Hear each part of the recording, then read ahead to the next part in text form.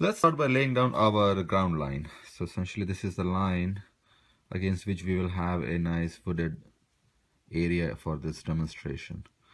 So what we will do is essentially draw some bush over here, and then I will draw some tall twigs, so give a feel of a wooded area. So in this demonstration we will see how we can draw a bush and then draw tall twigs and create a nice simple scene of a wooded area. And this is again a simple drawing that you can do anytime and enjoy doing it. So let's start by drawing our bush, and this is the ground line that I've laid down against which we will draw those elements. So to draw a bush, the simplest stroke to use is this loops. So this is an all-purpose foliage stroke. So essentially this small loop is indicating a leaf, and when you start adding more of these, it starts to get the texture of a foliage. So that's what we will do. And the thing to keep in mind is to always draw the outline of foliage also using these loops. So essentially never use a hard line to draw your outline, because this will kill the effect, because in a foliage you always want to have that open airy feel. So you always use this foliage as your line as well. So that's what we will do. So we'll start by using these loops to create an outline for the bush that is in the front. And the other thing that you can notice I'm doing is to give it an organic feel. So essentially I am making a shape like this, something like this for our foliage. Don't try to make it flat or a uniform curve, but essentially have a shape like this. This is as you observe your surrounding, you will find that this is the shape that you will find for bush and other foliage. So that's what I've done. So once I define my outline, what I will do next is to fill in the body of the bush with the same leaf stroke. So again I'm using the same loops, and the other thing I'm doing is to give different orientation and size and use different sizes for the loops. So as I draw one over here, one here.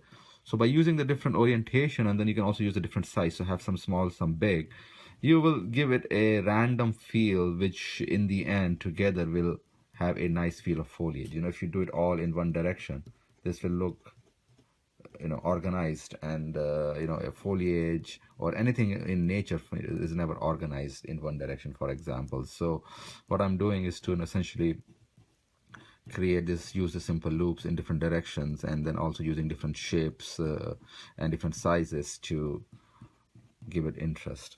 Also, always remember to leave the loop open. So essentially we want a loop like this. Do not start doing this. Do not close your loop, because any kind of closure makes the shape kind of rigid, and what we want for foliage is an open airy feel. So you can see if I close and create a circle versus this, this has a more open airy feel compared to this closed loop. So we are using these loops that are open like this. So again I go ahead and I add some more loops over here. So essentially the first step is to create a uniform tone with these loops. So essentially by adding loops, what I'm doing here is to create initial uniform tone. And what we will do, so this is essentially kind of uniform tone that we have over here with the loops. And again, as you can see in my boundary, I can even add a bit of small swirl like this, that gives it even more open airy feel.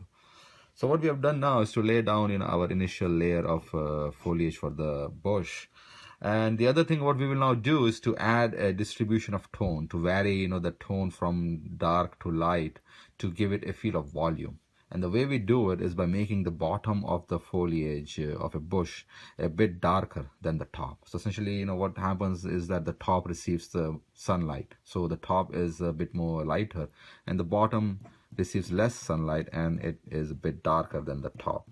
And by adding more of these loops at the bottom, I can start to add that tonal variation. So what I'm doing is simply adding the same loops in different directions in the same way that I did my initial layer, but now I'm adding more of it. And what is happening is that as I add more of it, it's getting darker. And what you will notice is that as it's getting darker at the bottom, now you're beginning to get a feel for the volume. So volume is in any object comes from the changes in the tone, the lightness and the darkness that you do on its surface. In other tutorials, we have seen, how we did that for a tree trunk to bring out the roundness of the tree trunk.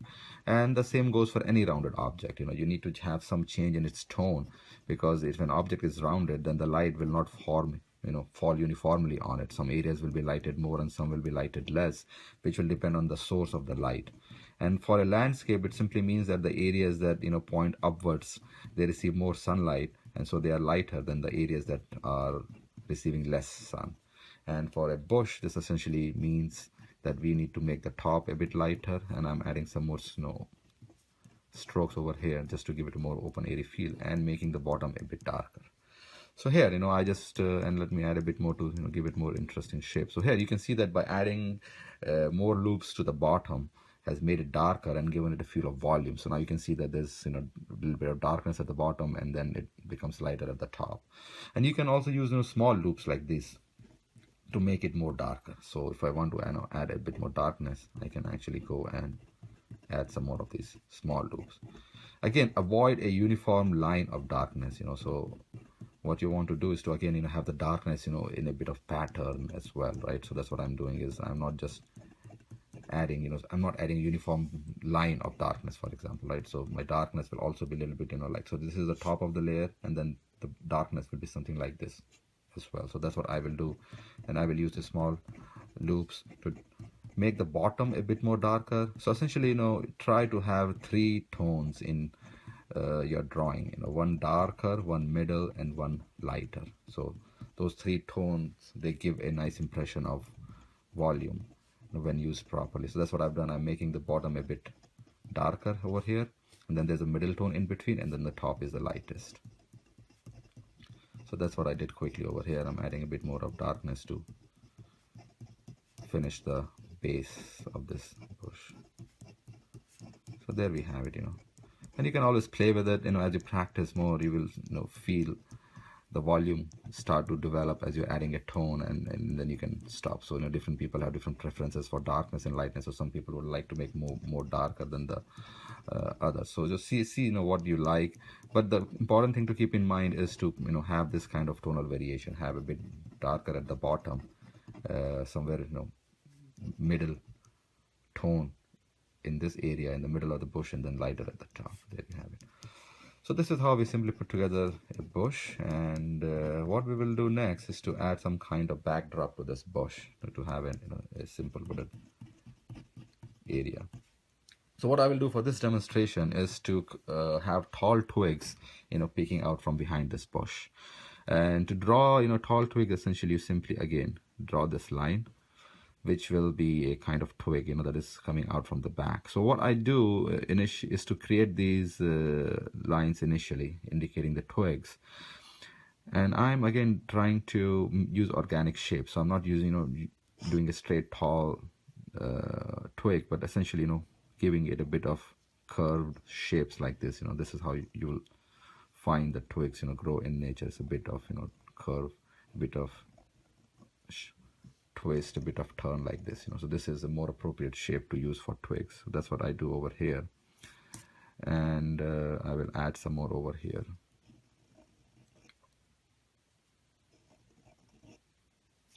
So once you define this and you're happy with the initial shape, the next step is to then create the outline by adding one more line over here. And again, important thing is to taper it, right? So it's wider at the bottom, and then I taper it at the top. So I'll do it for all those twigs that I drew. So here essentially add it and then taper it.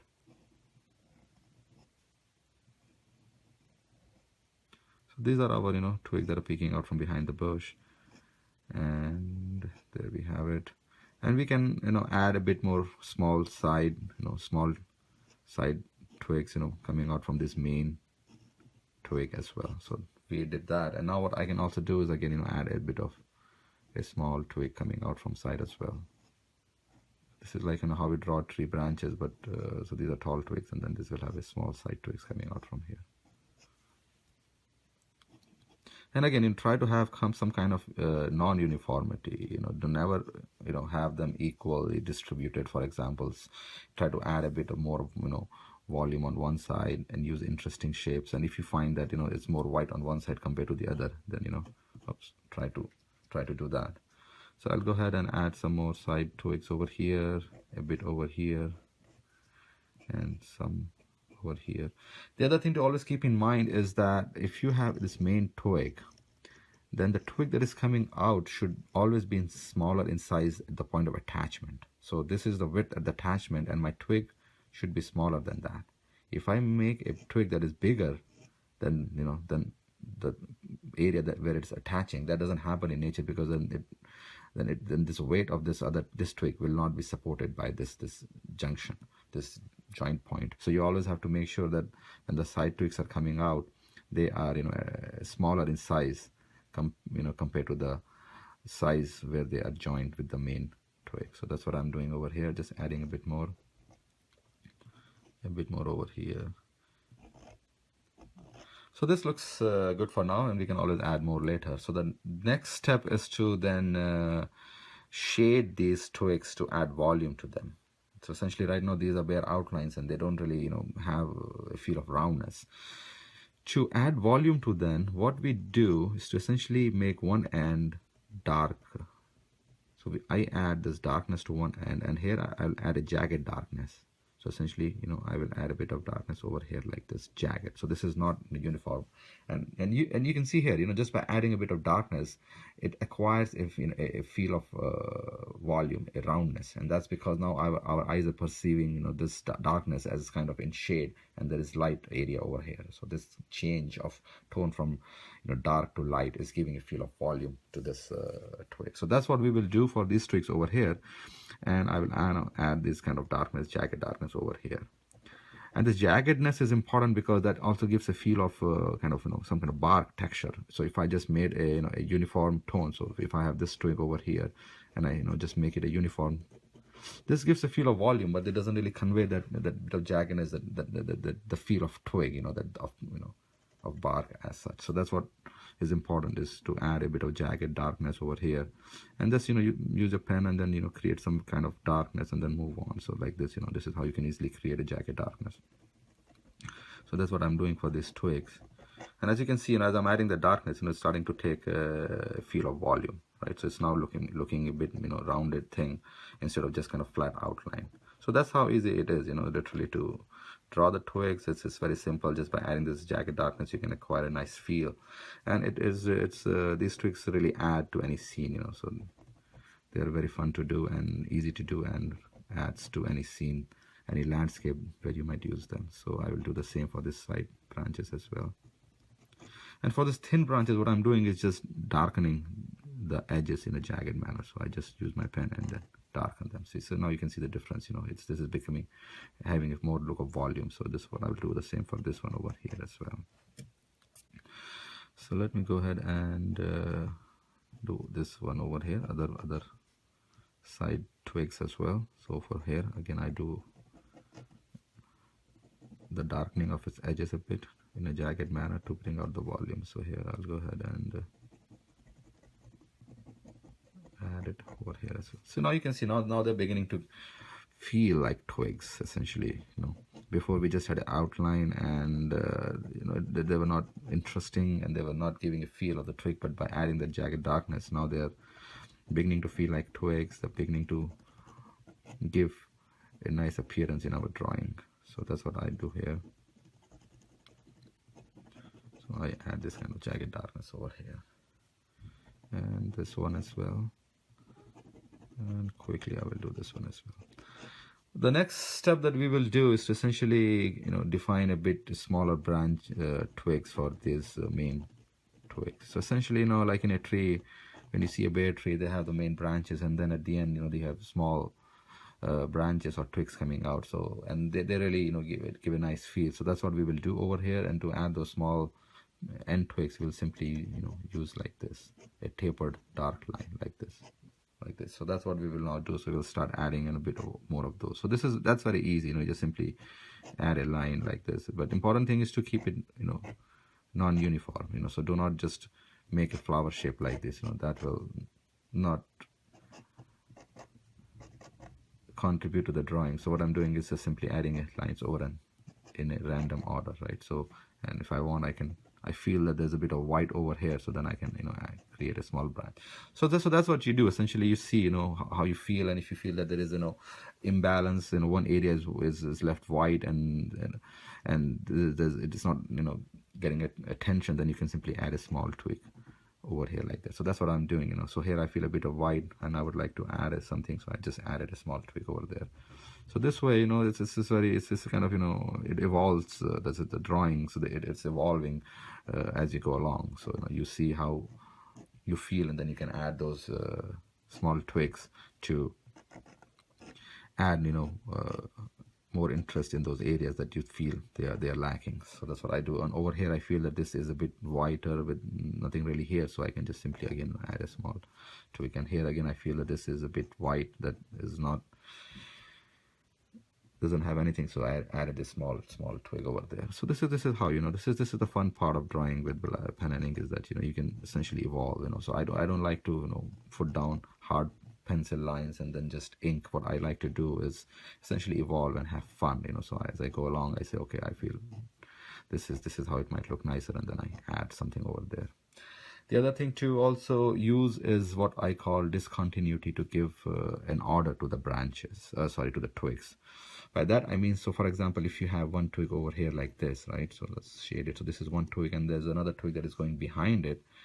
Then you need to give them the right order. So you need to indicate which one is in front and which one is behind. And the way you do it is to make the twig that is behind break at the point where it goes under the twig at the top. So this is the discontinuity where that I created. So I'm essentially not going all the way to the edge of the top twig. So I'm stopping before, and then I will shade it as before. And what happens is that our eyes, when they see the discontinuity, they perceive the order of the branches. So they see that the branch on the top is continuous, so that we get the right order of the twigs, and which is very important, because that helps us create a depth in our drawing. And that's what I have done over here. So for example, if I take, and if I want to have some other twig go over here, I will try to create the discontinuity, right? So now we know that this twig is in the front, so that's a very important thing to do. Otherwise, if you just kind of create a dark spot over here, then that doesn't really tell us which one is in front and behind, and that loses, the drawing loses its depth. So it's always good to use the discontinuity to create the order of twigs. And the same goes for the small twigs as well. So for example, if I go over here, then I will break it, and then I'll continue like this. So now you can see that we know that this is in front and this is in back. So even for this thin twigs, solid lines, you can use that technique and establish their order. So like this. So for example, now this is giving us a clear indication that this is in front and this twig is behind. So the small things, they help to establish depth in our drawing by giving a clear indication of the relative order of different elements, especially in this case the twigs in our drawing. So I will go ahead and add a bit more. And again, I'll use discontinuity to establish their order as I cross. So for example, here, if I want to have a small twig go like this, I have a big discontinuity, but our eyes, they perceive that this is the twig that is going behind the other big twig that is in front. So that's how we can use the discontinuity to easily establish the order. So again, I will add some more branch, this thin twigs over here. And again, this is something that you can do as your interest. So some you might want to, some might want to add a bit more of these, because they do add to the overall scene. So you can actually then extend and add a bit more, and then in that case we'll add some more, and then there you have it, right? So I'll add some more of these small twigs for this as well.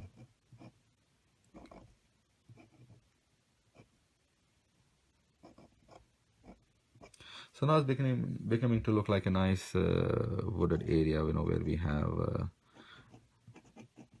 a bush in the front and this tall twigs, coming out from behind. And then there are a few other things that we can do in this drawing as well. What we can do is we can actually also create a kind of a distant tree line that is behind this these tall twigs as well.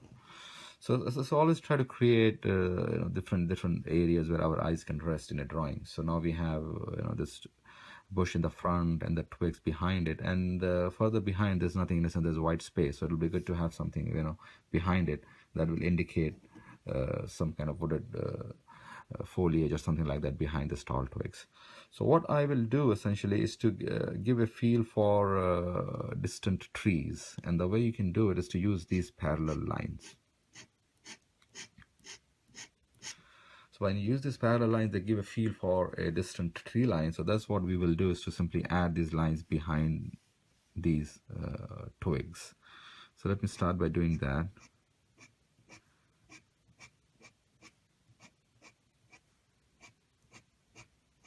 And again, I will avoid overlapping my lines with the twig. So what I will do is, so again, I'll use discontinuity. If I want to continue my line, I will again make, break it where it is going to intersect the twig, like this.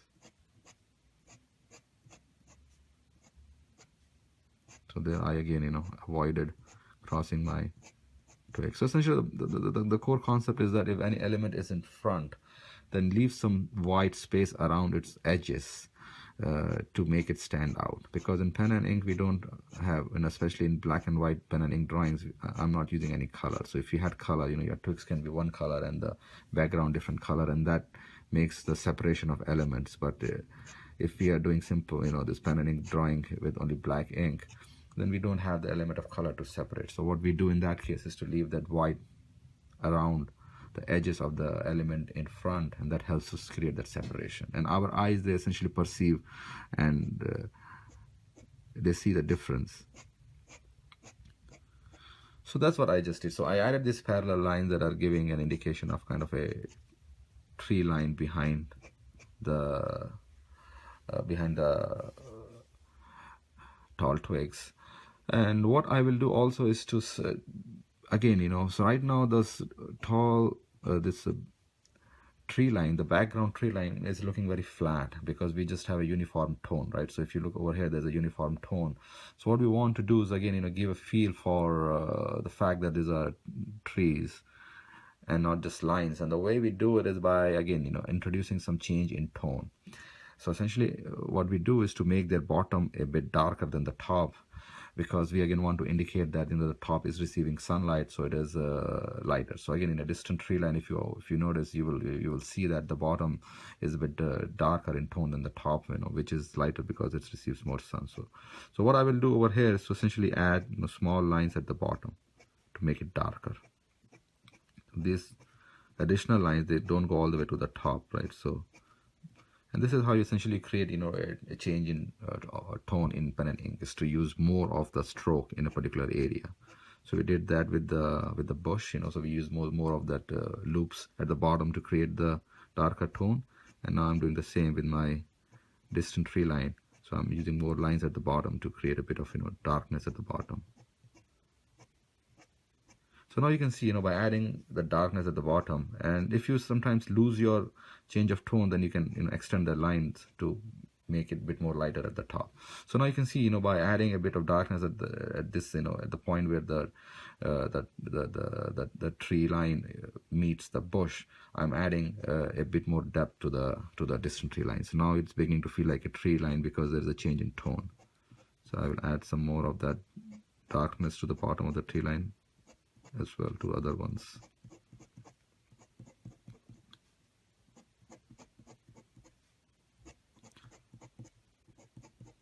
So again, use those same vertical line, parallel lines, but use more of them to add a bit more darkness.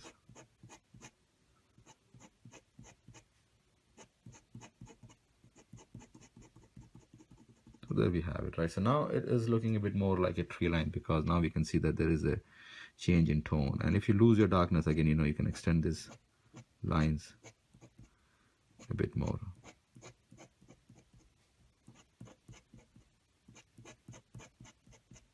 So there we have it. And I can darken this bottom a bit more as well over here.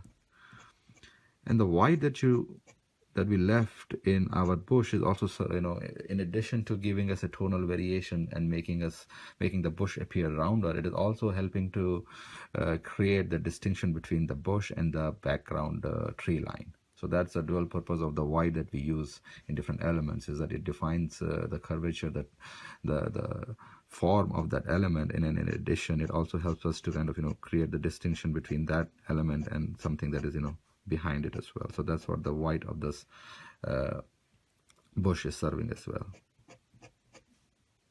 So there I am adding a bit more darkness, and again you will, as you start doing pen and ink drawings, you will find that you have your own preference for the level of darkness or the lightness that you prefer.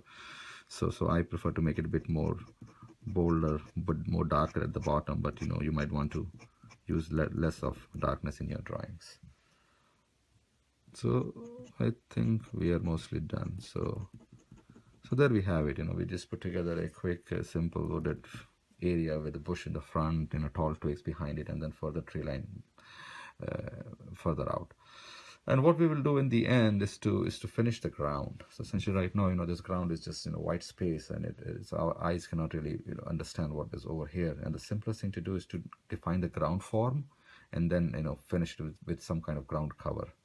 To create the ground form, the simplest approach is to use these parallel lines. So essentially, when you create these parallel lines, you're defining the ground as horizontal. And what I've also done is to increase the size of these lines towards the viewer to reinforce the notion of distance. So you can see, when you look at these lines, you can see that they're getting smaller in distance, and this is giving, your mind a feel for the distance. So your now mind is saying, okay, the lines are reducing, and you're getting a feel for the distance. So this is the perspective. With perspective, things reduce in size. So I'm also reducing the lines that define the ground form with distance to give that feel. So we will use these lines to define the ground. And again, the angle of these lines will depend on the angle or the nature of the ground. So if my ground was slightly curved, so for example, if it's a hill, then you can use, an angular lines like this to define that form. So for this drawing, we have a flat ground against which, we drew our wooded area. So I just use the flat horizontal lines to define that form. But I still, increase the size towards the viewer to give it a feel for perspective or distance. So now we have defined our ground form. What we will do next is to cover this ground, with grass and some kind of wildflowers. The simplest stroke to use for grass is this slightly angled lines. And again, what I've done over here is to draw a clump of grass. So I'm not doing this parallel lines like this, but essentially I'm doing slightly curved lines, and then I'm defining this as the kind of base towards which these lines are kind of starting from. So this defines a clump of grass that we will use to cover our ground. The other thing to notice is that we will also vary the size of the grass with distance. So essentially the grass that is further out and is closest to the bush, we will draw it using these small strokes. The same stroke, but now we are using much smaller. And as we get closer to the viewer, as we move away from the bush, we'll start to use the bigger stroke. And this is again, as per perspective, is that the things reduce in size as they go out in distance. And what we want to do in our drawings is to reinforce that notion as much as possible, because the big interest in drawings is when the viewer, they feel the distance, they travel the distance. So we always want to make use of that by changing the size of the different elements that we are using in our drawing appropriately. So what I'm doing now is to create a very small layer of grass near the bush. So I'm using this small stroke like this, It's the same stroke, but much smaller for the grass. And once I do that, I start on the next. I start to get closer to the viewer, and then I start to use a bigger stroke like this, So now the clump of my grass is bigger in size, So now I'm using something, a size like that. So that's how we introduce, a notion of distance in our drawing, by changing the size of different elements with distance.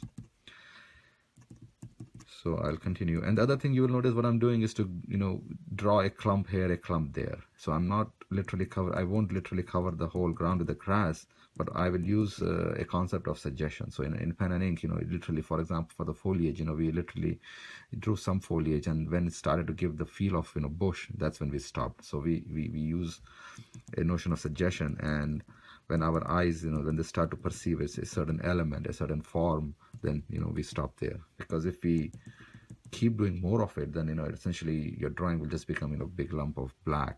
So what we want to have is a nice tonal variation. So we always try to give the suggestion and stop, when we feel that the intended, feel is coming through. So for the grass, what I will do is, add these clumps here and there. And as I feel that the ground is looking grass covered, I will stop. So here I add one clump here, and then again, I'm changing the size of the grass with distance. So as I'm getting closer to the viewer, I'm making them a bit bigger. And as I do it closer to the bush, I make it smaller. So again, I'm constantly moving my hand, and this is to make it give it a bit of random feel. So what we don't want to do is to essentially have a fixed lines defined and then draw grass on that, because that will, again, anything that is fixed, anything that has a very specific pattern, that doesn't look organic, and then they stand out in any landscape. So what I'm doing is to constantly move my hand to have that random feel of grass clumps on the ground. So I draw one here, then I draw one here, and then I use a bit bigger size towards the viewer. So like this. So now you can see, I literally just drew some clumps here, some clumps there, and now the ground is feeling grass covered. So literally, even though there is a lot of white in between, but just because of random placement of these grass clumps here and there, I'm able to convey that feel of the ground as grass covered, and that is adequate. Because if you literally, go on covering this whole ground literally with the grass, then it will become very dark, and it will take the attention away from this kind of wooded area that is our main attention. So I will draw some more grass over here. So closer to the bush, I use a bit smaller stroke, and as I go out, I start to use bigger stroke. And again, I'm drawing it in clumps, right? So I'm again, clumps. You just draw one clump here, one clump there, and that is how the ground starts to feel grass covered. So that's good. So and a bit over here as well.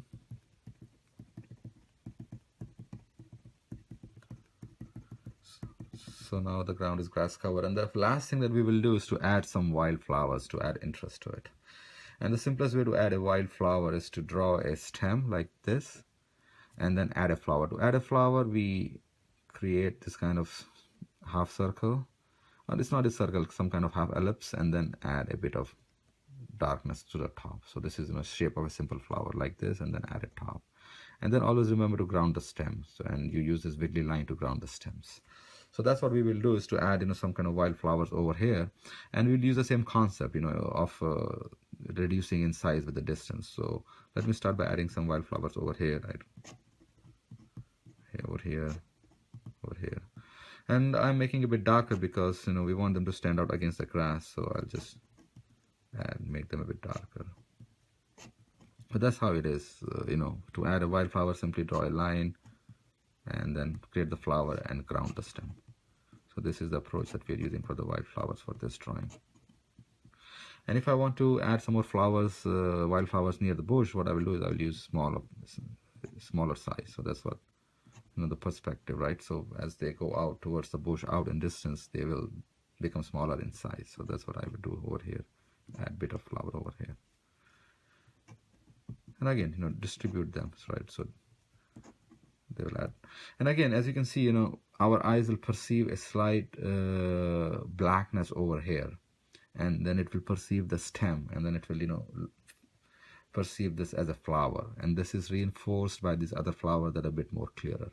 So what happens is that the eyes will look at these flowers that are more clear, and then it will look at this a big black, a small black dot over here, and it will start to appear as flower to our eyes. So that's again the notion of suggestion, is that we suggest something in our drawing, and the eyes, they look at the other elements, and then they are able to interpret those things properly. So let me add a few more flowers. I reduce the size as I get closer to the bush, and there we have it, right? So we just quickly added some flowers to our landscape as well. And here, if you want, you can add some more over here as well. And again, add it non-uniformly, right? So I'm not just adding in one area. So the whole intent in any landscape drawing is to create a nice feel for the nature. And in nature, you will always find, at least in the nature that is wild, that has not been cultivated. You will always find that the things, they grow in an organic manner. So that's what we're trying to capture and have a feel for in our drawing as well. So there, I quickly added some wildflowers over here, using the simple technique, a stem and then a flower and then grounding the stem. And now we are mostly done with our drawings. So essentially, in this drawing, we drew a foreground bush, and then I added some tall twigs behind it, and then added, this distant tree line behind it as well, and then finally finished the ground form and added some quick flowers. So this is again a simple drawing that you can enjoy doing anytime and do it in under 30 minutes. Thanks. Take care. Bye-bye.